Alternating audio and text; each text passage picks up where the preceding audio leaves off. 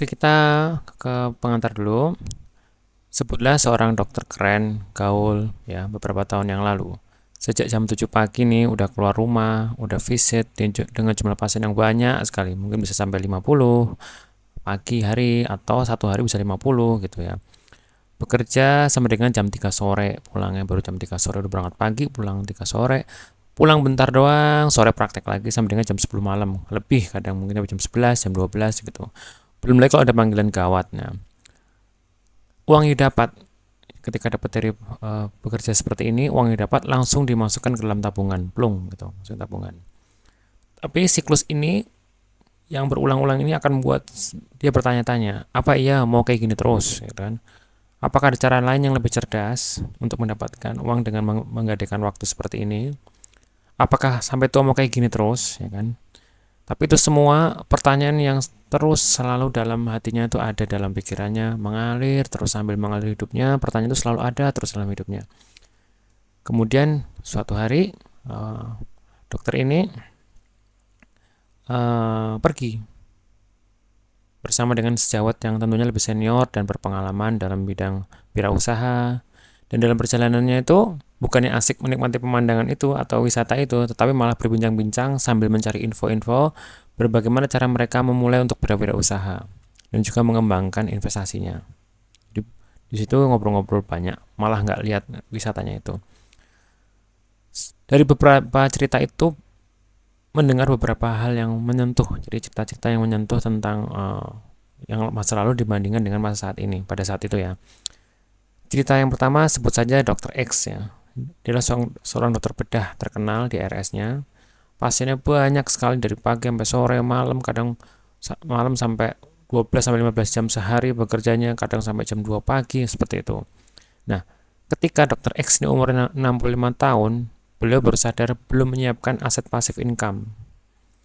Padahal fisiknya sudah turun, tidak sama seperti dulu lagi, dan dia lupa masa mudanya untuk membangun aset pasif income-nya. Jadi masa tuanya tuh dia lupa begitu umur 65 tahun. Akhirnya di usia ini 65 dia tidak mampu mencapai financial freedom dan masih bekerja menukar uang dengan waktu yang tidak punya pilihan lain selain bekerja di saat fisiknya sudah mulai turun. Apalagi dokter uh, berpisau ya seperti bedah, objin dan lain sebagainya. Akhirnya dia saat ini masih bekerja dengan cara yang sama dengan apa yang dia kerjakan saat muda. Jadi saat muda masih oke, di saat tua kondisi fisik sudah lemah dia masih bekerja dengan cara yang sama. Beliau menceritakan ini kepada mereka semua, dan andaikan saya belajar keuangan sejak umur 30 tahun, cerita hidup saya akan lebih bahagia. Jadi hal di sini dapat kita ambil kesimpulan bahwa belajar keuangan itu adalah hal yang penting untuk dokter. Ya. Dan ada lagi nih dari diskusi itu kita dapat cerita kedua nih yang menyentuh hati.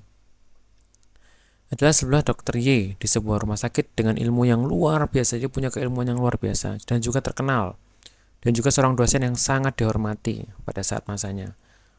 Selain menjadi dosen yang dihormati, pasiennya juga banyak, berpraktek dari pagi sampai sore juga, sampai jam 12 sampai 15 jam juga sehari berprakteknya, plus mengajar juga setiap harinya. Dan sering diundang di berbagai macam seminar sebagai pembicara. Tapi saat umur 60 tahun beliau terkena sakit yang membuat beliau tidak bisa menjalankan praktek dan juga lain-lainnya. Dan saat itu beliau juga belum menyiapkan aset pasif income-nya. Akhirnya dari cerita itu, saat ini beliau disupport oleh orang-orang yang sayang dengan beliau, dari murid-murid beliau, sampai dengan teman sejawat yang peduli dengan beliau dan juga anggota profesi. Dari sini kita belajar bahwa passive income itu sangat penting untuk dokter. Nah, kemudian juga ada nih cerita ketiga ini dari YouTube-nya influencer Felicia Putri ya, Dr. Wilson, dokter anestesi. Nanti bisa lihat di YouTube-nya Felicia Putri. Ceritanya saat dokter umum, Dr. Wilson ini hidup mencukupi dari diri dengan penghasilan 6 juta per bulan. Saat dokter umum cukup nih 6 juta per bulan. Tapi ketika saat Dr. Wilson lulus dan praktek sebagai anestesi, spesialis anestesi, penghasilan meningkat menjadi 35 juta per bulan. Tetapi pada saat pendapatannya 35 juta per bulan ini, mereka justru mengalami kesulitan keuangan yang dulu tidak pernah mereka alami dan mereka tidak bisa menabung. 6 juta cukup dan bisa nabung, begitu dapat uang 35 juta per bulan, malah mereka mengalami hal yang keuangan yang tidak pernah mereka alami, dan tidak bisa menabung, padahal uangnya lebih banyak.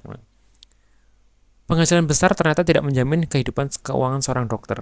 Prinsip. Sepintas punya mobil mewah, rumah bagus, pakaian dan gaya hidup di medsos yang sangat bagus, namun kekayaan sebenarnya memang bukan dari luar tanpa mindset dan kebiasaan dan tujuan keuangan yang jelas. Sebuah keluarga akan terperangkap dalam namanya lifestyle inflation. Nanti kita akan bahas. Nah, pengeluaran yang terus meningkat seiring dengan penghasilan yang meningkat itu namanya lifestyle inflation. Tidak bagus, teman-teman atau teman-teman semua. Dari 3 cerita ini kita belajar bahwa mempelajari suatu keuangan atau skill dalam keuangan itu wajib dimiliki oleh seorang dokter, ya kan? Sehingga di sini kita akan belajar namanya 5 skill keuangan yang harus dipelajari dokter. Kenapa? Skill finansialnya tidak diajarkan di pendidikan formal. Jadi memang di fakultas kedokteran memang tidak diajarkan seperti ini. Skill finansial ini kita diajarkan yang menjadi sebagai seorang dokter. Tetapi setelah mendapatkan keuangannya bagaimana kita tidak diajarkan. Sehingga memang sebagai dokter itu ada 5 skill yang kawan harus dipelajari seorang dokter. 1. Mencari uang, ya, dengan cara berpraktek dan lain sebagainya. 2. Menabung, diajarkan gitu. Menabung, betul itu. 3. Mengembangkan uang dengan investasi, atau investasi ini bagaimana caranya. 4. Melindungi uangnya, bagaimana cara tidak terkena inflasi. Dan yang kelima, target kita semua adalah mencapai kebebasan keuangan.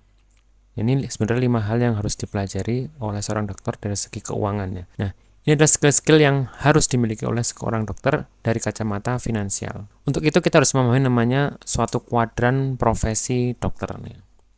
Kuadran profesi dokter. Maksudnya apa? Saya menyadari ya, saat saya membuat video ini pun, saya masih bekerja sebagai dokter tentunya saat ini. Tetapi tanpa memikirkan keuangan masa depan, saya tidak memikirkan passive income juga. Dengan financial planner, bagaimana bisa survive. Mendengar cerita 1, 2, 3 tadi. Yang cerita tadi sebelumnya. Untuk itu,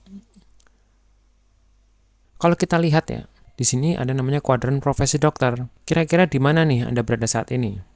Kalau ada namanya kuadran active income dan passive income di sini ya. Ada namanya employee. Ya, employee itu adalah dokter sebagai pegawai negeri, dokter pegawai swasta, jadi praktek sebagai PNS ya. Saya juga sebagai PNS saat ini, kemudian juga sebagai dokter pegawai swasta, bekerja di rumah sakit, di klinik dan sebagainya. Bisa juga sebagai self-employee. Self-employee adalah dokter praktek pribadi. Jadi dokter kemudian membuat praktek mandiri pribadi, nah itu masih disebut sebagai self-employee. Atau pemilik klinik, punya klinik tapi dia kerja di situ juga. Atau punya rumah sakit tapi kerja di situ juga, rumah sakit kecil ya. Atau pemilik bisnis non kesehatan yang dia masih terlibat di situ, masih campur tangan terlalu dalam, ngotak-ngatik hal-hal yang kecil-kecil, itu masih disebut sebagai self-employed, dan di situ dia masih kategorinya sebagai active income. Jadi kalau nggak ada kita di situ, kalau nggak ada teman sewa di situ, maka bisnisnya drop. Atau misalnya punya klinik pribadi ataupun punya klinik ya, tentunya punya klinik utama atau klinik pratama. Kalau Anda nggak praktik di situ, kliniknya stop pendapatannya. Nah, itu masih disebut sebagai self-employed, walaupun seakan-akan ya punya klinik nih seakan-akan. Tapi kalau seperti ini posisinya masih disebut sebagai self-employed. Nah, yang kita harapkan tuh tadi dengan cerita 1, 2 dan 3 itu kita memiliki namanya passive income. Passive income di sini adalah dokter sebagai business owner. Maksudnya pemilik rumah sakit besar atau pemilik bisnis besar. Kita tidak terlibat dalam hal-hal kecil di dalam business owner ini, rumah sakit ini. Bisa saja kita nggak praktek di rumah sakit itu atau di klinik itu, tapi punya klinik di situ. Contohnya seperti itu, sehingga tanpa kita ada di situ, tetap ada pendapatan dari klinik itu dan pendapatan untuk kita semua. Jelas ya? Atau pemilik brand besar, pemilik bisnis besar misalnya punya resto, atau kita tidak ada di situ tapi dapat duitnya masuk dari kita. Atau jual beli barang, misalnya punya toko kelontong misalnya gitu, sehingga kita nggak stay di situ, ada pendapatan, itu namanya business owner. Tanpa kita masuk terlalu dalam, dia menghasilkan sendiri. Atau waralaba, franchise dan sebagainya. Dan yang keempat adalah investor. Kita investasi di suatu produk yang bisa menghasilkan return tinggi untuk keuangan kita. kita akan belajar di kuadran kanan ini. Kalau ini kan sudah jelas, selama ini kita mungkin paling banyak di area ini. Dan memang saya juga menyadari saat ini sambil kerja saya juga masih di sebagian area ini. Tetapi tadi kembali lagi ya, kita harus juga memiliki financial planner dan juga memikirkan passive income untuk di masa depan kalau kita mau pensiun lebih cepat dan juga lebih ringan dalam pekerjaan kita sehari-hari nantinya. Oke, sehingga untuk membangun passive income untuk seorang dokter hanya ada 3 cara yang nanti kita akan bahas di sini. 1, belajar membangun bisnis autopilot, ya. 2, belajar investasi. Dan yang ketiga yang paling penting adalah melakukan 1 dan 2. Jadi hanya 2 ini. Belajar membangun bisnis autopilot sejak dini, belajar investasi sejak dini, dan melakukan 1 dan 2. Jadi beruntung buat semua yang sudah mendapatkan video ini, klik video ini dan membeli video ini, karena ini merupakan suatu investasi leher ke atas untuk mengerti dan memahami bagaimana cara melakukan investasi dan juga bisnis autopilot. Oke, kita akan ke selanjutnya. Nah, kalau kita merenung, siklus hidup dokter itu yang akan kita lalui itu adalah begini. Nah, bener nggak?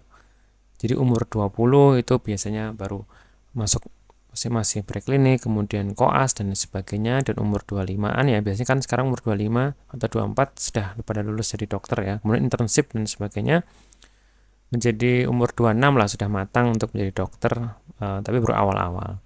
Pasti dia akan mencari aktif income dulu, berpraktek, mencari pengalaman dan sebagainya. Betul nggak itu? Betul, tidak salah itu, betul. Mencari pengalaman, aktif income sebanyak-banyaknya itu betul sekali. Kemudian apakah cara ini akan dipakai terus sampai ke usia 50 tahun? Nah, coba Anda pikirkan sendiri, kira-kira kalau pada saat poliklinik atau pada saat jaga gitu ya. Pikirkan umur 55 tahun saya masih kayak gini, kira-kira oke nggak ini hidup saya? Nah, itu dipikirkan. Sehingga usia 60 ke atas sebaiknya sudah mulai berpikir untuk sudah punya settle passive income yang baik. Sehingga pertanyaannya, apakah Anda mau bekerja terus atau mau pensiun dari ini, atau sampai umur 60 ke atas tetap bekerja seperti saat Anda saat ini umur 40 ke bawah. Itu ada di benak Anda sendiri. Sehingga apakah Anda sebagai dokter mencapai kebebasan keuangan atau tidak bergantung dari 1, strategi keuangan. Strateginya bagaimana ini keuangannya. 2, apakah Anda sudah belajar membangun passive income sejak dini. Sama kan seperti slide sebelumnya. Jadi memang ini adalah 2 hal yang harus Anda pelajari, bagaimana nantinya di usia terserah Anda mau pensiun kapan 50 atau 60 tahun itu tercapai dengan strategi dan juga passive income yang baik. Oke. Kemudian apa saja langkah saya ini? Nah, langkah-langkah apa yang akan Anda pelajari akan ada di video selanjutnya, sehingga pastikan di bab video ini Anda sudah memahami bahwa siklus hidup dokter seperti ini, renungkan apa betul Anda mau seperti ini terus sampai usia 60 tahun atau sampai usia 70 tahun. Oke, sampai ketemu di video selanjutnya. Setelah ini kita akan diskusi tentang apa langkah saya untuk mencapai ke strategi keuangan dan juga belajar membangun passive income. Sampai ketemu di video selanjutnya. Terima kasih. Wassalamualaikum warahmatullahi wabarakatuh.